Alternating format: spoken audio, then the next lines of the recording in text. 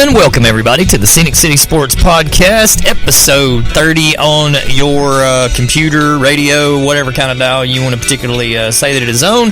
Brought to you by the fine folks at Gary Thacker Insurance at Choo Choo Barbecue, where they say you don't know what, Rob? You don't know Q until you know Chew.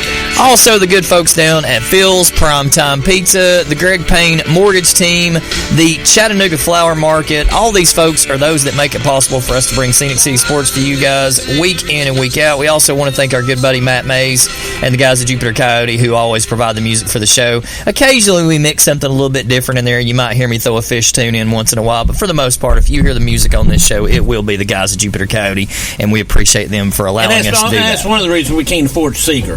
That's right. We can't afford Seeger. We reached out to Seeger. He gave this crazy price. Seeger's a little out of our price range. And we said, we'll get back with you. He said... Well, guys, big sports weekend. None much bigger than everybody's favorite golf tournament to watch, and that is the U.S. Open. Ended up... is it your favorite golf tournament to watch? Well, the Masters is my favorite, but the U.S. Open ranks right up there with it. Yeah. The one thing about the U.S. Open, and I was going to bring this up as we get into into talking about the tournament itself. I wanted to bring this up first, and I learned something this past week that I knew some of it, but I don't believe that I realized all of it, and that is, when you sign up to host a U.S. Open, typically you know somewhere in the neighborhood of 5 to 7 years in advance. Mm-hmm. And the reason that you know 5 to 7 years in advance is because the USGA comes to your course and they basically leave someone there for the next 5 to 7 years whose job is to help you set the golf course up exactly how they want that golf course to be set up. Now, that could be anything as simple as we would like the tee box on number 7 50 yards further back. Or that could be something as massive as we want 3 sand traps added around the 14th green. It can be any number of things, but they begin doing all these things leading up to the Open itself. And then, and I had heard this before, they start actually physically setting the golf course up every day with about 6 months to go. And somebody said that Los Angeles Country Club, that they didn't water the fairways for 2 or 3 weeks leading into the tournament to dry them out even more to make them that much faster and more difficult. And that makes sense to me because I have heard a million times that it takes a golf course 2 or 3 years to recuperate after having hosted a U.S. Open. Mm-hmm. Yeah, I mean, the USGA comes in, they tell you, the honor of having it here means we get to tell you how it is, and then after the tournament, good luck. And let me say this. Yeah, if it all grows back, great. If it don't, sorry, bud. It's going to be back at LA Country Club in 16 years. I heard that announced yesterday. And is that a course that is not commonly used? No. They have tried, the USGA has tried to get Los Angeles Country Club to host U.S. Open for decades. And for decades, LA Country Club said no. I don't know why they said no. I guess they didn't want their course messed up. Don't need the publicity. Don't need the publicity or whatever. But for whatever reason, I think about 7-8 years ago, the membership decided, no, it's time. We need to do this. It's time. Because the U.S. Open had not been in that area since it was at Riviera, I want to say in 46, 47, 48, somewhere around there. But the LA Country Club finally decided it was time.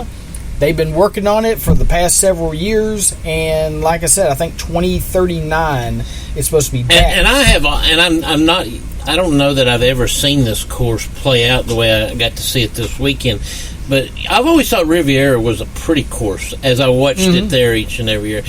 Rusty mentioned the Masters being his favorite, but besides weather, we know how that course is going to play out. Yeah, I mean, we know how every hole is going to be played out minus weather. Yeah, I mean, there's no changing. I mean, Augusta National's going to play par 72. It's played par 72 every year going all the way back to the 40s and 50s when it first started. Occasionally they may, they've lengthened a few fairways. They've taken a tree or two out here and there. I mean, but we know the holes that you take the risk on and reward, or you lay up. I can promise you right now, if someone came forward and tried to make changes to 11, 12, or 13, there'd be a dadgum revolt down there more than likely, because that's considered sacred ground. But you're exactly right. I mean, you know, and that's the other thing too with the U.S. Open. People don't realize, and this year's Open kind of surprised me a little bit. It came back on Saturday and Sunday, but Thursday and Friday, Ricky Fowler goes out there on Thursday and shoots a 63. 62. 62, yeah, sorry. And Xander Schauffele shot a 62. Shoots a 62, and the USGA is muttering under their breath, "Oh, you better enjoy it now, Chief, because that shit ain't happening again." Yeah. Because, the U.S. Open, as far as they're concerned, 280 is what they want to win the U.S. Open. Yeah. And that is 4 rounds at 70, which in the Open is even par. And that's where they want the scoring to be. If it's lower than that, they don't like it. Weather was great. Yep. All 4 weather days. Was beautiful. So they didn't deal with weather issues. But when they went out there, I was thinking like you, when they went out there and tore it up the first day or two, I thought, that's not what they want. Yeah. Well, the sun finally came out and it dried it up, and you saw the scores go down, except for 1 or 2 here and there. Tommy Fleetwood shot a 65 on the last day. But I just thought, I forget how many rounds they said, 450 some odd rounds in majors all time. Nobody had ever shot better than a 62, and they had 2 in the same day. And I'm with you. I'm thinking, oh God, the USGA is on the course that's supposed to be the hardest. I was like, I can't believe this is happening. And then, like I said, no one shot 62 in Open Rome, not even Nicklaus. Did you see how? Well, you think about it. Fowler and Schauffele both opened with 62s, which was 8 under par because of par 70 over there. 71, and neither one of them finished 9 under. They played over par the rest of them. And one of the things that to the naked eye you don't spot as much, but they did a demonstration on it, and they talked about if the drive on the fairways, if you couldn't keep it right, as it got out in the middle, it just rolled down away. Now, to the naked eye, you didn't see that being a bad shot, but those guys knew placement on those drives was just as big as length. Well, yeah, because you got to remember, this U.S. Open, the pros have been there for the most part. Most of them had been there since Monday. A lot of practice rounds had been played. There probably were a few that knew members and stuff and might have gotten out the previous week. It wasn't the full setup, but they had gotten out there. But I saw Paul Azinger pointed it out, and he said, there's landing zones on every hole that you want to be on, and as the weekend goes on, those landing zones change. Mm-hmm. Because if everybody's filtering down to the end of this one fairway, well, I want to be either 10 yards beyond that, or I want to be 10 to 15 yards short of that, because on Saturday and Sunday, when it matters, I don't want my ball in the middle of a big old divot where I've hit down there where everybody else has hit. Interesting, and that's expert comment there, because to the average golfer, we're not thinking that. Mm-mm.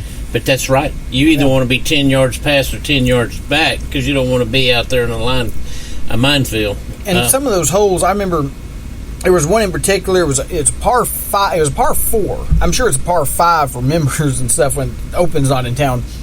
But it's 529 yards, made a par 4. Scotty Scheffler hit a drive 372 and went into it with a wedge on the first day and birdied it. There was one hole, a par 3, that was playing 299. Another day it played like 270 something. Now it's downhill a little bit, but they were hitting like 5 wood off the tee. How are you supposed to get to stop on the green with a 5 wood? I mean, and I didn't realize that. Well, with a 5 wood though, you could take it way up in the air. But I just know if I was playing a 299 yard par 3, it'd be driver, and I hope it ran a little bit. Bay Hill and Panama City, and I don't know if you've ever played that, Rusty. It's a very, very difficult course to a good golfer. but it kind of reminded you could hit a great shot out in the middle of the fairway, but once you get out there, you found the way you're laying. Yeah. Then you say, "Oh, I thought I was in good shape, and I'm in terrible shape." Yep. When they were describing those fairways the other day, about the importance of not only hitting the ball 320 yards down the course, but staying right enough so that your ball didn't just drift another 48 yards over there into the rough. So that's different. And therein lies the whole thing with professionals versus amateurs, right? A professional goes out there and his caddy has probably scouted that course for weeks leading up to it, knows what's going to happen, knows what they're looking at, knows, when we were here 3 or 4 years ago for the Los Angeles Open, we did this, that, and this. This is where we did this. This is how, we've got this, you got this. All those different little factors. I'll never forget, a few years ago, I was lucky enough to play the farm down in Dalton. Standing out in the middle of the fairway. Obviously didn't have a caddy. I had a friend was with me that was a member down there, and he said, "All right, listen, man." He kind of gave me an idea of where I wanted to hit the ball. I said, "Okay, I see the green in front of me. I'm just like, there's the green. I'm going to aim at the green." So I aim towards the flag, and I push it right a little bit. In my opinion, I've hit a bad shot. And he says, "Oh, no, that's going to be great." He said, "Did you mean to do that?" And I was like, "No, I've mishit it, pushed it right a little bit." And he goes, "No." Because he said, "That green's huge." And he said, "That green slopes from right to left." He said, "When we get down there, that ball's going to be sitting about 8 feet from the hole." And I'm telling you, I missed it 40 yards, it felt like, to the other side of this ginormous green. And sure enough, when we rolled up there, it was 8 feet from the cup. It had rolled down, caught the slope, the whole thing. Sure. And those are the things that, people don't understand. Like Scott had me pull this list up, and the first one that pops right out is where they're having it next year. Yeah. Pinehurst number 2. Been there several times, hasn't it? Yeah, the last time... San Diego? No, Pinehurst in North Carolina. Matter of fact, it's going to host it. San Diego. San Diego is at Torrey Pines. I'm looking, and it's going to host... Pinehurst is going to host it 5 times in the next 24 years. Well, because it's already got the dates. And a very popular, well-known course. Trying to land a golf ball on a turtle's back. Yeah. I mean, I'll never forget. Is that the one? That's North Carolina. What's the one in Jacksonville where they got the big island green? That's TPC at Sawgrass. They play that every year for the Players Championship. But talking about not watering the course, I'm seeing Shinnecock Hills in 2026. I think all of us probably remember.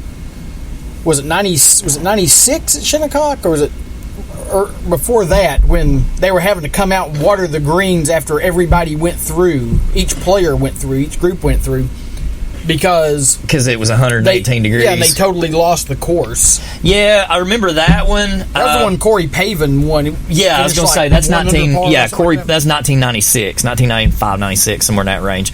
I remember. The other one that I'll never forget when it comes to the U.S. Open, when it comes to that kind of stuff, was Southern Hills. Oh, yeah. About 15 years ago or so, Louis Oosthuizen, the year that he won it, and it was so. I mean, it was 106 at one point during the day. Those guys are walking down the fairway, and it looked like you could just take their. No, I'm sorry. The big Spaniard won it that year. That was Angel. The one that smoked, was it Angel Cabrera? The big beefy guy. Yeah. He's the one that won it that year. Yeah. But I mean, the one that looked like an athlete. Yes, yeah, exactly. But I mean, those guys look like you could take those shirts off their back and wring a pint or better of sweat out of them, because it was brutal. And that was at the point where they started getting into the whole thing of caddies ain't got no business out here wearing coveralls. Or that tournament is the one that kind of pushed the PGA over the edge of, okay, maybe we should let these caddies wear shorts. We're out here, they're toting these 100-pound bags.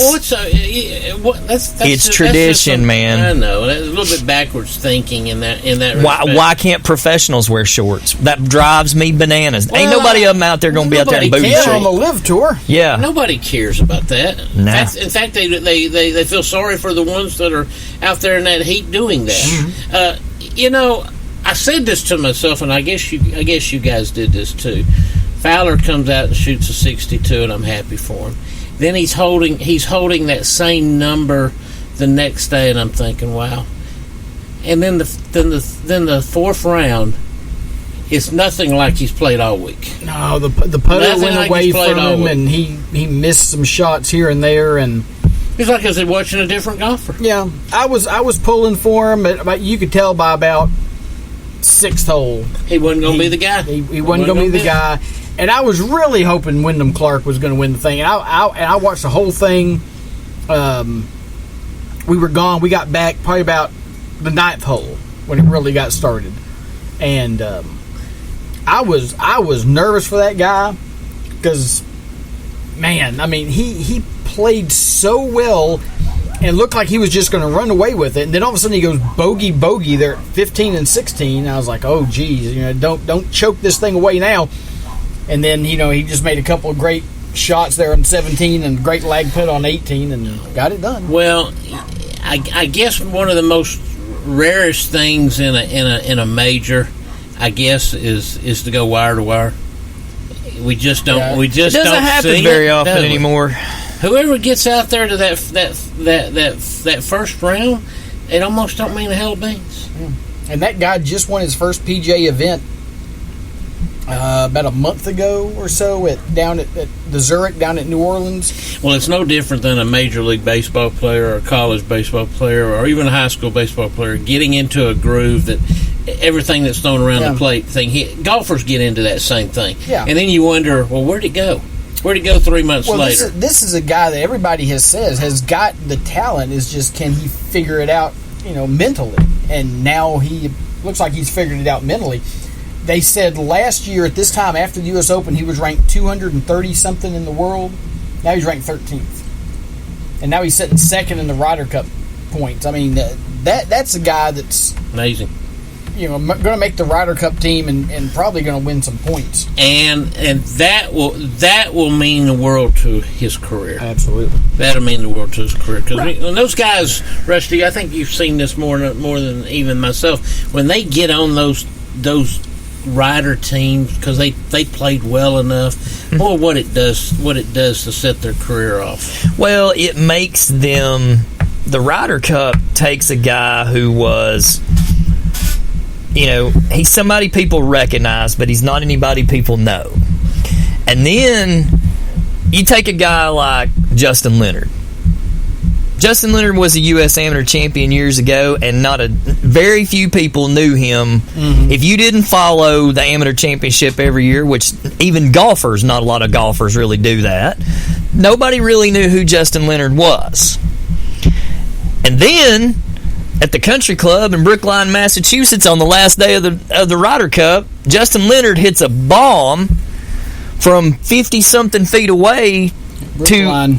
to assure that the Americans win the Ryder Cup for the first time. At that time, it was the first one in 3 or 4 tries. Everybody knows who Justin Leonard is now. Which means a decade. Yeah. And now, everybody knows who you are. You make that one shot, and vice versa, you be the one guy that chokes away that one hole. You make that mistake. You cost the U.S. the victory in that, or the President's Cup, or any of those extracurriculars like that, and you can make or break a career. You're exactly right, I don't know what show I heard this on. I can't recall, but there was somebody that was out there covering the event, and I think it was one of the ESPN big shows, and he was talking about the gallery being a little different and a little quiet, and he said the reason it is, all these folks in the corporate world are actually sitting up in skyboxes. They're not out there walking the course. Mm-mm. So they must have that kind of setup out there that where kind of like going to the Super Bowl and sitting up there in Jerry's. Well, and at least one of them walking the course didn't know what to do when the ball went kind of out of bounds, because if you saw Harris English tee off, I think it was Sunday, final round, he had his tee shot way left, and it's bouncing around over there towards the gallery, and one patron walked over and picked it up. Here it is, right here. It's stuck in their pocket. They're like, you can't do that. Oh, and put it back. Oh, whoops. I just did. But that's what you get. Be an interesting gig at Pinehurst. Be a volunteer. Yeah, because you get to play the golf course on. If you volunteer for the Open, you get to play the golf course on Monday. Yeah. Well, I told you, former regional vice president of an insurance company I knew many years ago, knew this gentleman. He has been deceased for quite a while. He took a vacation. He was always a marshal at the Augusta. Mm-hmm. Now, he lived down in that neck of the woods, but that's what he did. Get to play it on Monday. It was a vacation to him. Well, yeah. To be a marshal at Augusta. So, hey, I know a guy, and he's probably passed on by now because it's been a lot of years since the last time I saw him. He was a really good amateur golfer. Play around here, play in tournaments, things like that. He was the guy you wanted on your team. Hit it a daggum mile, throw darts with his irons, everything. And I remember him telling me the year that Payne Stewart won the U.S. Open, beat Phil Mickelson. And I think today is the anniversary of that particular U.S. Open. He went to he went to Pinehurst number 2 that Monday. And I remember him telling me, he said, "The man, I ain't no slouch golfer myself." And I was like, "Lord, no, you're not a slouch." And I said, "What'd you shoot?" And he said, "Man, I shot 125. He said, "I'm just going to tell you the truth." He said, "I shot 125. He said, "It was set up to PGA he said, "It was set up literally the day after." And he said, I don't know how they do it. He's like, fairways were like concrete. He said the greens, you breathe on them and a putt rolls 50 feet. And he said, I can't count. And he said, and I counted every stroke. He said, I can't count how many times I went back and forward across the green. He said, you couldn't do anything but just laugh and just enjoy the scenery and everything of what you were a part of. And he said, but yeah, 125. Wow. When you take that guy anywhere in Chattanooga and he's going to shoot mid-70s, low 70s, mid-70s. So, yeah. But let's all of us ain't walking around with that card in our pocket. Let's give the devil his due. I mean, obviously the U.S. Open was won by the law firm of Wyndham Clark. I'm sorry, Wyndham Clark is his name. But young man, first Open that he'd ever qualified for. He's only the second winner ever to win his first one. I think there's been 4 or 5, but he's the first one in there's only been 2 in the last 20-something years. And come to find out, he does not have a swing coach, does everything on his own. His caddy, who is one of his best friends, is about the only thing near a swing coach that he has, is the head golf coach at the University of Oregon. Yeah. So, in his spare time... He qualified for 2 U.S. Opens himself. Qualified for 2 Opens himself. Yeah. And he's out there on his back. Clark started out at Oklahoma State, played his freshman year. His mom had just passed away from cancer, and he ended up transferring to Oregon. And showed glimpses of breaking through, and he said kind of got in his own way a lot of times, but now he's 10 years into it. Now he's finally started to figure it out. And well, I was pulling for Fowler. But I always thought, Rob, you're asking for something that probably won't play out. I mean, when he's burning it up early, you just see the nerves, even on the best of them. It just catches up to him, and a round just doesn't play out well. I think Ricky's somebody that everybody could get behind. That's kind of a kid that we all watched. You think back years ago when he came out and he was just. We just thought he would accomplish. Blew up on the scene, and everybody remembered him because he was always wearing bright orange and yellow. Puma was his sponsor, and you could pick him out in a second because he had the flat bill hat. And they talked about he went back to old. Is it Butch Harmon? Mm-hmm. He went back to Butch Harmon to work on his swing. Well. I hope he's back because tournaments were just more fun with him in it. Golf needs characters, but golf needs characters that are also good golfers and good people. And Ricky's one of those guys. I saw a little video after his round on Saturday. He come walking out and he had 3 golf balls in his hand, and he hands one to the little girl carrying the sign. He had signed her a golf ball and handed it to her, and he hands one to the reporter that had walked around in his group the whole day. Had signed one and handed him one, and he goes, "Is it just the 2 of y'all?" And they were like, "Yeah." And he goes, Oh, well, crap, I signed 3. And he goes, here, have another one. And he gives the little girl with a sign another golf ball. And she's like, oh, my God, and she puts 2 golf balls in her pocket. But, it's stuff like that. Those are the things that I, as a golf fan, let me see more of that stuff. Mm-hmm. Show me that. Show me the guy that walks out there. It's no different than, show me the videos of baseball players when they're standing in the batter's box making faces at little kids in the front row and stuff, or finding the kid in the upper deck and playing catch between innings. Give me that stuff. Let me see that stuff. I don't need more millionaires being millionaires. I need them being human so that I can relate to them. And what else is big this week is coming from the Great Plains of Omaha, Nebraska. And tonight we got a rematch, Scott, of the Vols of Tennessee against LSU. I think from a positive standpoint as a Vols fan, I hope, like goodness, we don't see their ace. You're not. I hope we don't see their ace. You're not. He's not in the rotation. I don't think he's pitching tonight. I think, but it is a do or die situation for either team. Yeah. And as a college coach, which is so much different than some of the minor league coaches, they talk about, we got to take these arms and we got to develop these arms for the big leagues. And the gripe is that college coaches, and this is the gripe out of the professional side, that the college coach has to win ball games. Mm-hmm. And the arm does that. Now, I'm sure they're concerned of the arm, okay? But unfortunately, you wouldn't see too many times in the pros, a guy that just threw... Stanford's a great example. A kid threw 156 pitches, and 2 days later, guess who's starting again? Yeah. That's what the pros are talking about, Scott. That right there is what they're talking about. Yeah, but you know what? That guy is getting his job and making his money based on whether he wins or loses. Absolutely. So if I'm him, I'm going to do everything I can to win ball games. Absolutely. That's a whole. It's two different mindsets at that moment. Chase Burns yesterday for Tennessee comes out, which is Tennessee's best pitcher. 6 scoreless innings, struck out 9. And Scott, we need him. Ooh. We may need him again tonight, but I don't know if he's available with that. You know what? It's a do-or-die game. Johnny Holstaff's available, even if it's just for an inning. I think. But it's tax season. Oh, Lord, I love baseball-isms. Johnny Holstaff. Even if we get past that using what you just said, Johnny Holstaff. Johnny Holstaff. We need him again in 24 hours. Is he going to throw all week? These aren't 35-year-old veterans that have been around for 15 years in the majors. These are 20-year-old kids. They'll be fine. They'll be fine to pitch again. I'm not worried about that. I don't think they're going to do anything. I think you get an argument on both sides of that statement.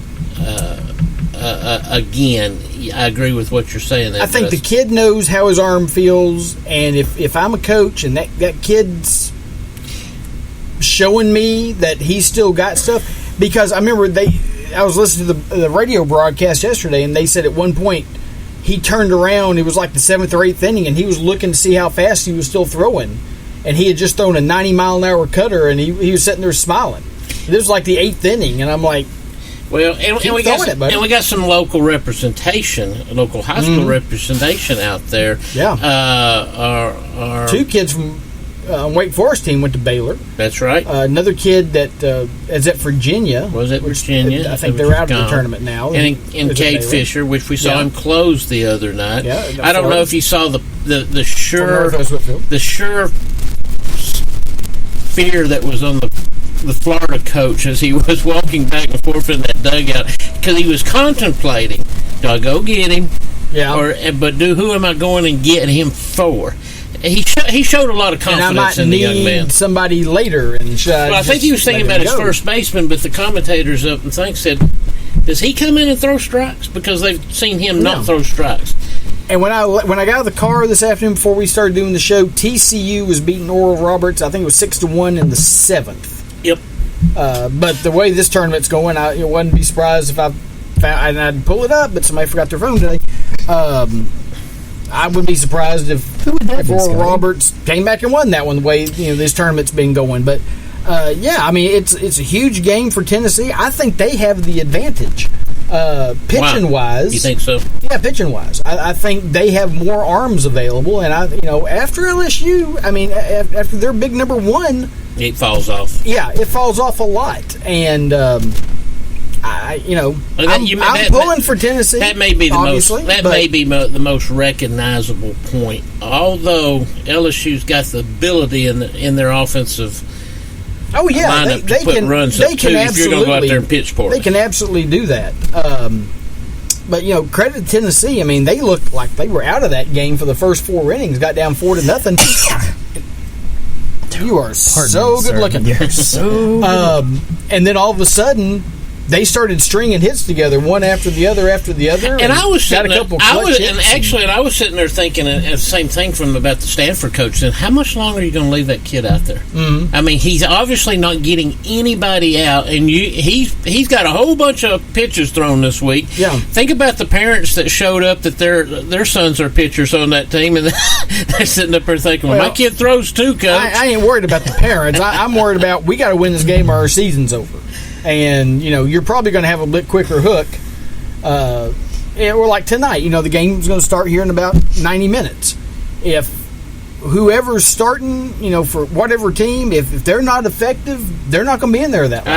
I agree. You can't be thinking ahead like, well, we need to get another 3 innings out of this guy and save this guy for the next. There may not be a next game. If you don't win tonight, there's not. Well, that's true, and you cannot allow your team to fall down to a number that's just really unlikely to come back from. Yeah. 4 is a big number. Oh, yeah. Tennessee's down 4-0. In the college game, not as bad, but I wouldn't take a chance with more than about 3. 4 is probably tops. I mean, Tennessee showed they can do it, but it wasn't against LSU. It was against Stanford. No offense, but... and an arm that I think that got tired. Yeah. I mean, he's thrown all week. Yeah. In fact, he's the only one throwing for them. Yeah. They bring a whole staff out there and they throw one kid. So we'll see what happens, but I think, like I said, I think Tennessee's got the advantage pitching wise tonight. Now, whether it'll be enough, I don't know. They've still got to hit the ball. But it ought to be a heck of a ball game, and then I definitely think, and I feel like Florida got in the better bracket. Oh yeah, they got in the better. Oh yeah, I mean Florida, Wake Forest, and LSU has been 1-2 the entire season, and Tennessee gets thrown in there. But hey, if they win tonight, one of them's out of the way. Go Vols! Yeah, go Vols! And if they don't win it, go Wake Forest. Why not? Is that right? Back to somebody you don't even know. Although, if you saw my post on Facebook today, you have to question the baseball sense. I don't know if you saw the picture. It was on ESPN, and I posted the kid from Wake Forest is got his glove, and the sun is directly in his eyes, and he's having trouble fielding a fly ball in the outfield. And of course, it goes by his head because he really can't see it all that well. And his sunglasses are sitting on top of his head, turned upside down, because it looks cool. I saw that. But that's a pretty high academic school now. If he just had some device that would knock the glare down that was available to him. That's called a bill of a hat. It's called a good bill of a hat, too. I don't know, but... And staying on baseball, July 11th, Stump on Sports, Tennessee, Georgia, all-star baseball game at the Ridgeland Panthers under their new facilities up there, Scott, which I've not seen. All turf field. So nice. Our man Nathan Cook, who's not here, we call him Showstopper. We still call him Showstopper. I think he had a lot to do with being helpful in putting that together and making sure that stayed in place. Yeah. Eric Beagles, formerly of Heritage, is going to coach Team Georgia, and Rusty Ray of Ray County. I think formerly of Ray County, because I think he's done coaching over there too. They're going to be the head coaches. I obviously don't have my phone, so I can't tell you how the assistant coaches will be. I know Georgia was supposed to be. I think Drew Walker's helping. I think Scott Harden's helping. I think Matt Holden's helping. I don't want to say anybody else, but I think I remember seeing those 3 names, and I can't remember who all was going to be assistant coaches for Tennessee. As soon as we find out rosters, we will definitely pass them along. We'll put them on the site so everybody knows.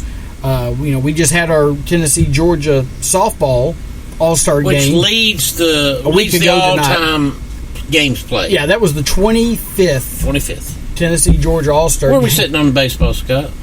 We have missed one, I think, haven't we? Yeah, we've missed one or two. I know we obviously missed one in 2020, and we might have missed one before that at some point, but I think that one started in 2002.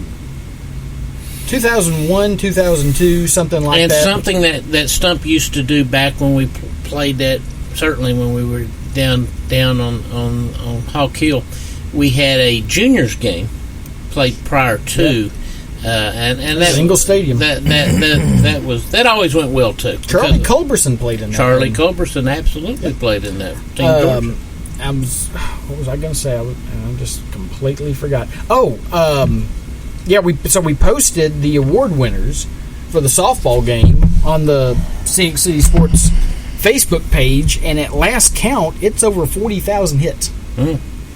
Okay. Also, another local hire that we've seen here, and I didn't know this was going down. Didn't even know Cleveland Blue Raiders baseball was open at that. But Coach Brent Tucker, formerly of Ringo, Ridgeland, and last known Rome Wolves, is now at Cleveland Blue Raiders. Yeah, it just popped up, yesterday. I saw. And I didn't know that job was open. To be honest, I didn't either. And I know I saw one comment on the original post that some people would have liked to have seen a local person from Cleveland, possibly get that job. But I mean, it's hard to argue with the success Brent's had a lot of everywhere success. he's been. And let's go back to that football hire, which came from parts unknown to a certain extent. It didn't come out of Bradley County. A coach with a good pedigree that had been around and was able to actually put his own staff together. That's something that some of the hires at Cleveland High School has not been able to do as well. They've had to stay with some of the folks that were there, and that's on administration in that. So they've opened up the doors a little bit for what coaches are asking for. Yeah, and of course Bradley looks like it's going to have a loaded football team. That again, me and Nathan's covered that the last few years. Heritage will play them this year. The last few years, we've had the privilege of seeing the Cleveland Bradley game, which I think, arguably, is second to Macaulay Baylor rivalry. But I'll tell you this: at their facilities, more people are in there. Oh, yeah. Because they hold more, first of all. But Bradley County's one of those schools. I was telling somebody today, one of the things about Bradley is that the town itself thinks high school football is a big deal. Mm-hmm. They do. Yeah. And they think it even more so than Chattanooga. I know it's a smaller community. It has grown a lot, but because Cleveland can be playing, and Bradley can be playing, and Walker Valley can be playing, and all three of those facilities are packed to the rim. Yep. Because you've only got 3 schools. That granted, it's a smaller city, and that has a lot to do with it. When you've got smaller schools and all 3 of them are having success, yeah. And I told somebody this the other day. They talked about, we know what happens, and we've seen this in Catoosa County when the third school falls into the mix. What it does to divide talent up 3 ways sometimes, and sometimes somebody takes it on the chin a little bit more than the other one. Bradley, in my opinion, because Cleveland gets the city school limit kids, Bradley took it a little bit more on the chin with Walker Valley being open, because those would have been Bradley's kids. Yeah. Even though it's way up there in the middle of nowhere, it's still been Bradley's zone. Yeah. But they've, because I remember a time not that long ago, 20, 25 years or more, Bradley couldn't win a game. Couldn't do anything. Well, and now all of a sudden, I think about it. People are touting them this year as possible state title contender. Yeah, we think about this because it's easy for us to remember when Coach John Allen left Lakeview, he goes to Bradley County. Mm-hmm. He just happens to catch them in a really down time. And I told him, I said, be patient, because that won't last long with 2,000 plus kids in the school. No. It won't last long. And I think they did go 1-9, maybe 2-8. I think it was 1-9, and they weren't very competitive. And then he left out of there.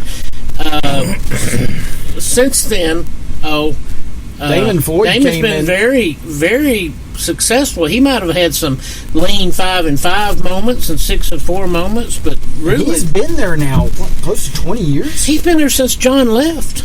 Yeah, so there's been a consecutive, and think about Cleveland. That was 2005, 6. So I guess this is like 19. That's one of the longer tenures in our area when you start to think about coaches being in one place. Because think about all the turnover it's been at Cleveland. Oh, I've lost count how many coaches they've been at Cleveland. And they've hired good coaches, Scott, that just couldn't duplicate Benny Monroe's. Let's go win 3 in a row. Yeah. And that's what we're being compared to. Mm-hmm. Well, and that's not fair. I mean, it's not fair. But I will testify that I bet you, and some of the folks that I know that were up there at that time, that Benny had a much different situation that he played cards with than the ones that came in afterwards. Of course. I mean, the problem, and not that he didn't earn it either. The problem is always going to be success is phenomenal. But success breeds ridiculous expectations. You take college expectations are one thing. Nick Saban has the right to go out there and look for anything he possibly needs. But a high school coach don't know realistically. He don't know what he's going to have from one year to the next. Because you know what? You could go out there, say you got a senior rich team, and you go out there and in the first 2 games, 4 of them are on the sidelines. And then what are you going to do after that?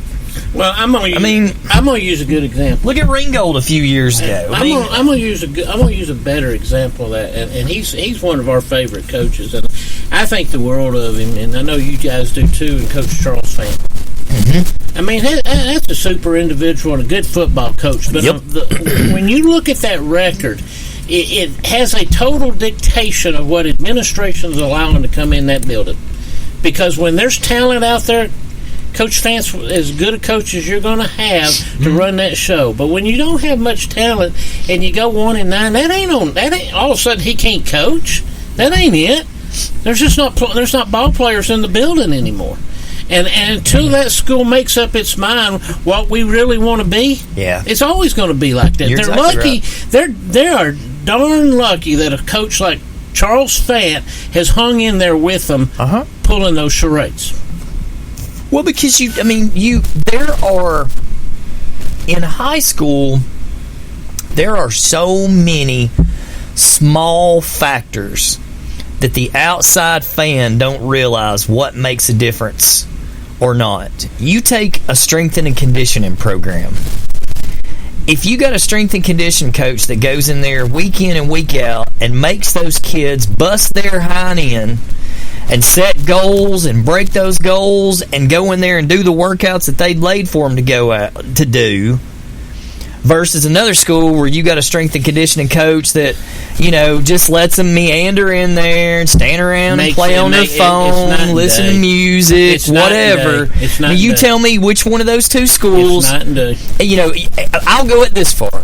You show me a school where where the kids love their strength and conditioning coach, and you show me a school where the kids hate their strength and conditioning coach, and which one of those 2 schools do you think is going to be the better of the 2? I'm telling you, that's something that's big. And sometimes people get that job because they talk to principal and letting them have it. And there it is.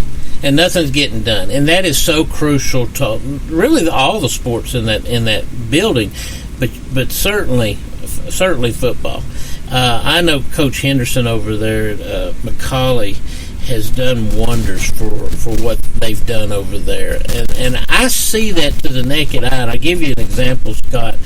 McCallie has kids in that building nowadays that are much bigger framed kids than there was ever when I played against them. Oh, yeah. And the folks, the alumni, will testify the same way. But when I see those kids finish, and we got the privilege to see them finish late in the last several years of football, and then I'll get my eyes back on them at a track meet in the spring, and I say, that's the same kid that's just put 30 pounds on in 3 months. He looks super. Well, that's a strength program that's doing that. I mean, that's also a dietary plan that's helping. I won't name this coach, but he said something to me a long time ago, coaching in an inner city situation, and he talked about the fact that I don't know if my kids go home and get to eat. And you know what? Boy, he nailed something on the head that was so true. So true. If the best dietary plan that you eat all day, Scott, is that one at 11:30 in the school cafeteria, then where's the rest of that story going? Yeah. And he was right about that. And I said, you're right. You're absolutely right. And that's something that some schools might not even think about. Yeah. Not even think about it. Of course, if you're a private school like a Baylor or a Macaulay, you're obviously going to have the resources to make sure that doesn't happen. Sure. Where in other situations, well, I mean, if obviously not the case. If you're a private school like Baylor or Macaulay, and no offense to Baylor, Macaulay, and the people that can afford to send their kids there, but in a football program, if you're a school like one of those, you got 35 coaches on staff.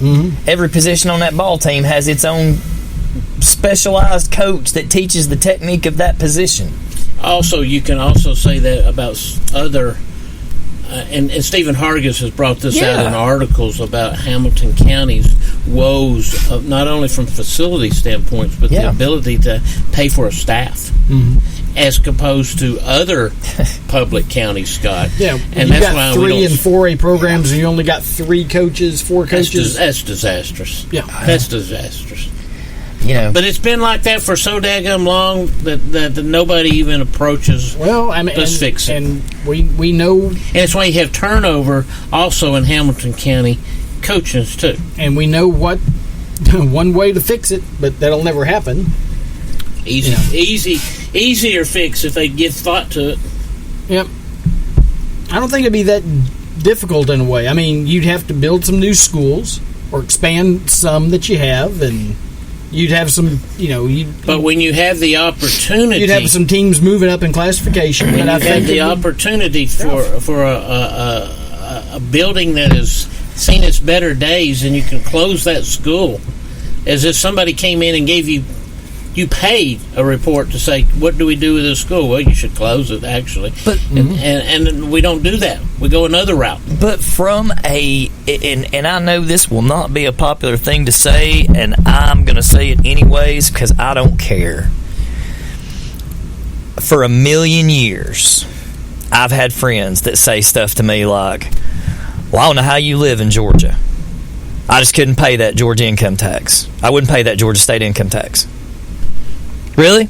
You don't want to pay that Georgia state income? No, I just don't know how you do that. That 1 cent splush. Yeah.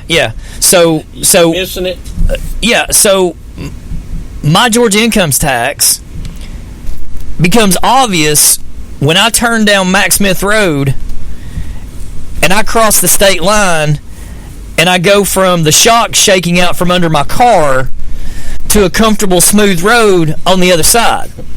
Yeah, that Georgia state income tax, it's killing me. He's choosing that particular road because he knows it got No, there's a million. But the other side of that is I don't think about that state income tax every morning when I get up and I drive my kids to a public school with better facilities. With great facilities that I pay nothing for. Boy, I'm telling you, that state income tax is killing me. And Scott killing me. And Scott has the privilege of roaming North Georgia to all these different facilities. And Scott, how many in just the last few years have we seen facility-wise? Not only just football, but others that have been turfed. And Hamilton County has no clue where that kind of money would be. Right now, they've re-turfed Ringgold. They've re-turfed the football field at Ridgeland. They have put in turf at Lafayette. We're building a 500-seat theater at LFO. Yeah. I mean, baseball and softball fields.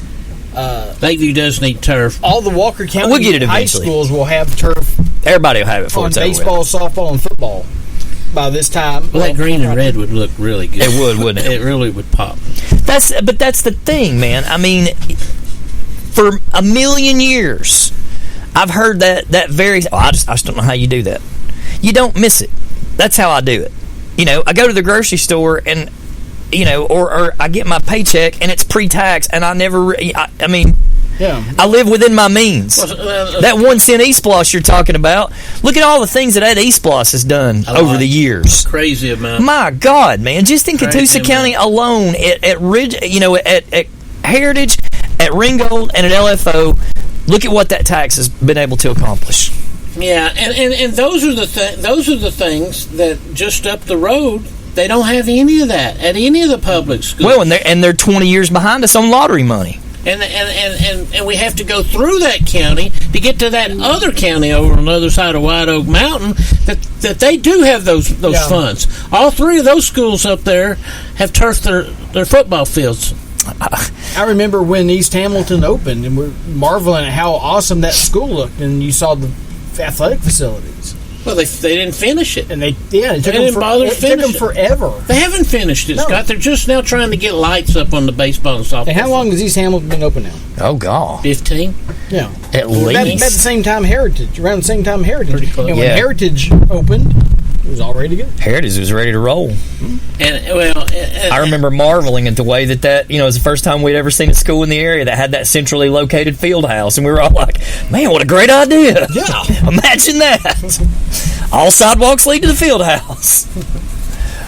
So, and again, I'm not trying to get on a soapbox there. And there's people up the road that know that down here. Yeah, and then there's people that don't know that. Well, those are the same people. Haven't drove down there and seen it. Those are the same people who won't cross the river.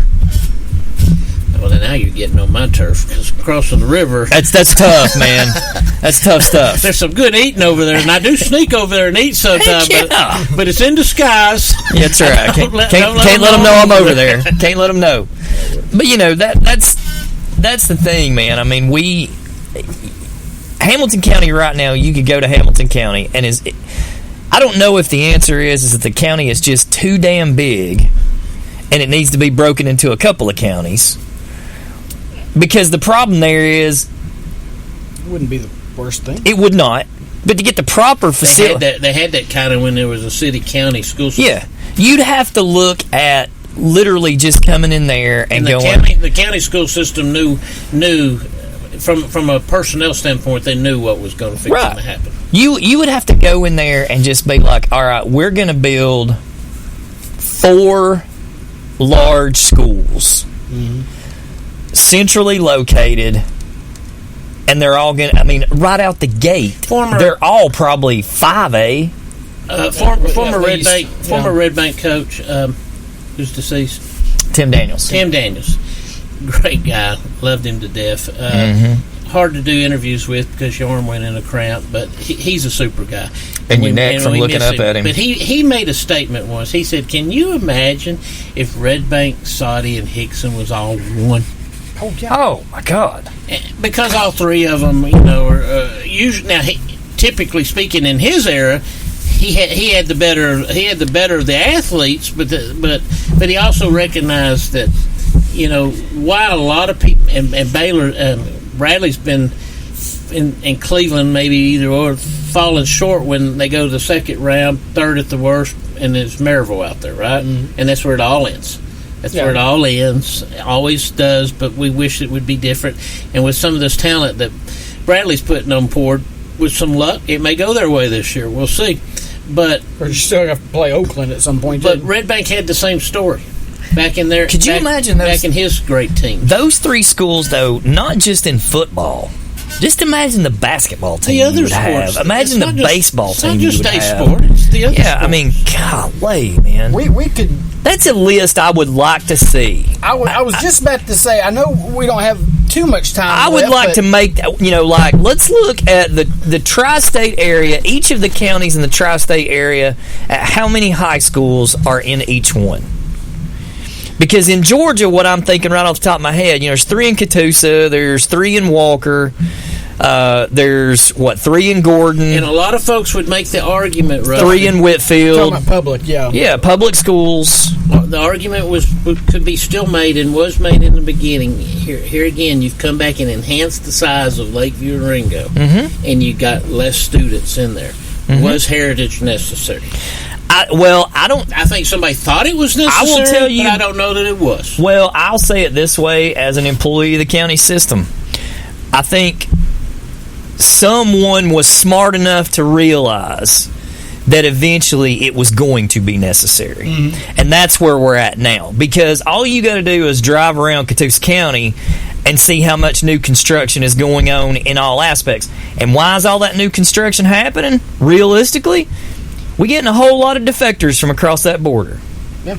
That Tennessee line, there's a whole lot of them people up there that are looking down. They got family members and everything that have had kids that have gone through the Georgia school system, through Catoosa or through Walker or through Whitfield or Dade or any of the other ones, and they're going, well, man, cousin Terry's boy went through LFO, and he's doing great. He's making great grades in college, and they don't owe a dime for school. And I'm going to use this school, and Scott covers the school, and he's heard me give the qualms about the situation there. But I'm going to tell you something. What an athletic layout they really have in Lafayette High School. They have good athletic facilities down there, Scott. Unfortunately, the town doesn't have enough about it to hold on to attract outside people, in my opinion. It needs more industry. It needs something that makes somebody want to go there versus maybe somebody want to leave there, which I think makes it a hard football job, It personally. is. And apart from Roper, I mean, there's really not much industry. They're trying to get more stuff down there. Same way with Trine, with the mill down there. 27's just that far, and it's really the freeway. They're running parallel with the freeway, with their 25 miles apart. You're 25 miles from Rome and 25 miles from Chattanooga. But there's some good football down 27. Oh yeah, Some historic football down 27. I was going to suggest, I don't know if we got time to do it now. Maybe it's something we talk about on a future show, but. Just hypothetically now, we're not saying this, this is what's going to happen or whatever. But if you were going to contract some of these high schools and merge them, who would you merge with where? There was an opportunity, and there was some smart people that presented this opportunity. You remember when Arnold Palmer's golf facility up there shut down? Mm-hmm. That rather than build East Hamilton and take $43 million, and not finish it, by the way, just take $43 million over there, that you could take and buy that building down there, do a little inside reconstruction, and put our freshmen and sophomores down there and keep the juniors and seniors up on the hill, so to speak, and have the 3,500 school that plays with in Ooltewah. Absolutely. But no, we can't do that. We got to come back over here with $43 million on the other side of the county, and by the way, we ain't going to finish it. And then we're going to cut our talent pool in half when we do that. And see, both schools have suffered in athletics since that. Well, I mean, Scott, just thinking off the top of your head, because you would have to factor in what private schools are in those areas too, because if you take let's take, for instance, Hamilton Place up to exit 11. If you put a school central around like Jersey Pike, right there where US Express and all is, right in that area, if you could find a good, like where basically Silverdale is. Yeah. But let's say you had a big piece somewhere around Volkswagen or right there. Say you had a big ass piece of ground right there. Silverdale does sit in a good location. And you built a good school right there within easy traveling distance. You would have the people from Tyner, from Grace, from Eastham, from Ooltewah, from Silverdale. That's 5 schools right there. I'll tell you a funny Wayne Turner story several years ago. If you was to walk from Tyner's locker room to Silverdale, you'd get your Boy Scout merit. It'd take you about a mile and a half, and you'd be down there. But he brought a bus down there, and I said, Coach, you didn't have to go far on the bus tonight. He says, they still charged me $250. That was interesting money for Tyner. Mm-hmm. Tyner was always struggling with money. So, yes, to drive down there, he could have walked his team down there. Well, I'm trying to think. I mean, Eastridge and Brainerd seems like a no-brainer. Well, you'd have. I mean, that gets you into. Well, if you take that zone, and could you put Lookout Valley in? That might be. Lookout Valley's always stuck out there. Yeah, but I mean, but you're thinking like exit 174, 175 to exit 181. I mean, it's not technically that far if you go up that. They have and they've been given. They've paid people to come in. Realistically, and they've told them to close. Realistically, Lookout Valley ought to be part of Marion. They've told them to close Lookout Valley, but they don't. But they don't have anywhere to naturally pass that group off at. Yeah, and you know what? Well, you got Howard right there too. Well, that's what I'm saying. I mean, that right there, you'd have. Lookout Valley and Howard would be perfect for each other if you were going to merge them. Well, if you put the school in the right place, you could really do Lookout Valley, Howard, Red Bank.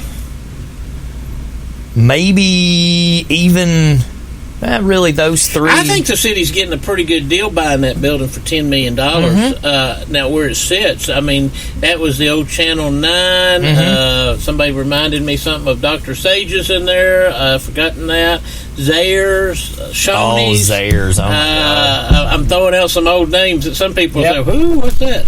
But that's something, man. We need to look at that. Between now and next week, let's look at those. I mean, because that's an interesting... I've looked at it before. And let me remind y'all of a show that we had once upon a time. And we, on Stump on Sports, and we actually were putting the school together. We were naming our football coach, our AD, our principal. You remember all that? Yeah. Oh, yeah. And let me see if you remember the name of the school. Because I do. It was my suggestion. The school was State Line High School. And it allowed you to bring Hamilton County and Catoosa County to come together, and we were going to put it up there somewhere on State Line. Eastridge, Lakeview. Yeah. And we even named all our AD, our principal, our head coach. We had fun with all that. But that was going to be a big school. Yeah. We called it State Line High School. Well, I mean, Scott's made a point there, though. I mean, they're close enough that if you put something centrally located, you would basically have Eastridge, Brainerd, Boyd Buchanan. You would draw from all that. Yeah. I mean, well, unless, somebody's going to leave, private school and go. I was thinking mostly thinking the public schools, but but I'm saying you got to consider the fact that the private school is right there, and if you flip that switch and the schools were brand new, and you might draw something, and you knew you're going to draw. I mean, look at Signal Mountain High School and how much Signal took away from Baylor. Yeah, it really took away from Red Bank. Well, it did. Yeah, Red Bank felt it first, and that's why a good friend of the show and somebody we know, Bumper Reese, left Red Bank after many years, his own alma mater, and I talked to Bumper about, he said, I'm not necessarily looking forward to leaving. He just said, I'm looking down the road of 6 or 7 years, and I know the difference. Yeah. He was right. Well, guys, redo City High School. Yeah. Put it where would you call them the Dynamos, which was one of the best names out there? Such a good name. But you could turn that Howard, Notre Dame, McCauley, Lookout Valley. Now that and turn it back into old City. Now you're abolishing the Big Blue Tornado. No. It did giving it direct competition. It gives you an option, a public school option. Well, guys, we will that avenue anyway. We will. That's right. Scorpions. We will pick this up next week because this is a fun conversation. I'm gonna put something on one of us. So we'll put it on there tonight. Just kind of debate this a little bit. We'll see how much folks out there could get behind it. But we appreciate you guys coming out. They'll come to blows. Oh yeah. Thanks to all the All-Star sponsors for checking on us and staying in with us and being with us all this time. Thanks for everybody tuning in today. We will catch you guys same time next week. We love yous all.